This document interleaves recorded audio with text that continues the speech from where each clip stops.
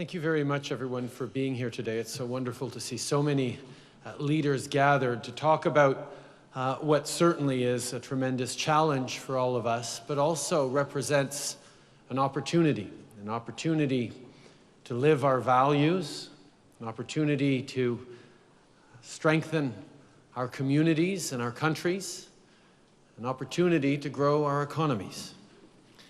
I want to start by giving a special thanks to President Obama for convening this first ever Leaders Summit on Refugees. Canada, as you know, has done a great deal in recent months to help with the permanent resettlement of refugees, in particular those coming from Syria. But I'm not going to focus on the numbers today. Instead, I want to share with you one story among many, because we need to remember just who we're talking about. Antigonish is a small community in Nova Scotia. It's home to a university that just about doubles the town's population every school year. It's also home to a group of big-hearted Canadians who, like thousands of others across the country, came together to help sponsor a Syrian refugee family. Thanks to their leadership in their community at the beginning of this year, the Haddad family arrived in Antigonish from the refugee camp in Lebanon that had been their home for the past 3 years. Here's where things get interesting. Back home in Damascus, the Haddads had owned a successful business, a chocolate factory that employed 30 people. And when they arrived in Nova Scotia, after getting acclimatized, because Canadian winters are pretty much what you'd expect, they started to look for opportunities to rebuild their business and to rebuild their lives.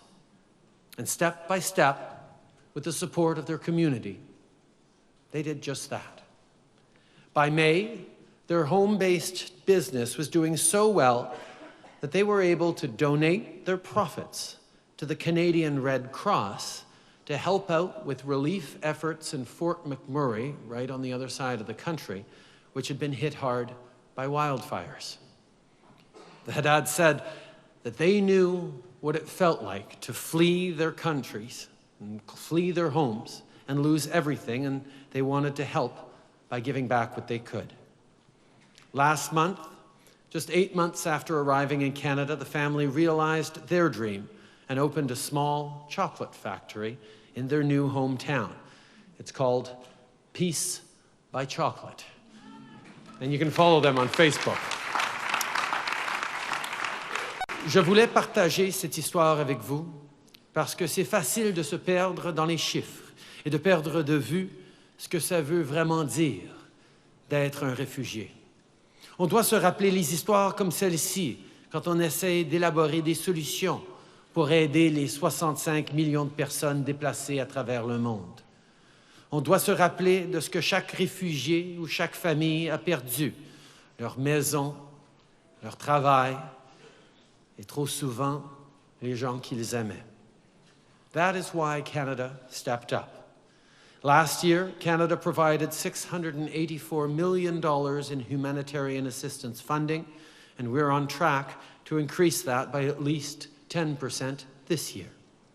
We also contributed $37.8 million in new core funding for UNHCR and expanded our support for initiatives to combat sexual and gender-based violence. We made and delivered on an ambitious commitment to resettle Syrian refugees, and there is more to come. We will extend technical assistance and share the lessons from our experience to help increase settlement and protection spaces around the world.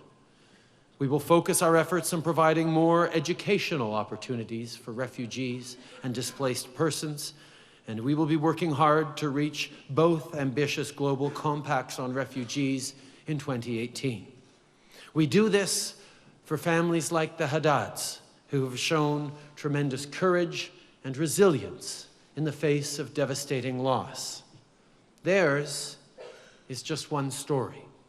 Antigonish is just one community, and Canada is just one country.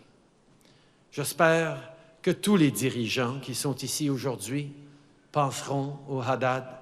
J'espère qu'ils penseront aux différentes façons dont leur propre communauté et leur propre pays peuvent être enrichis en accueillant des familles comme les Haddad. I promise you, we will all be better for it. Merci.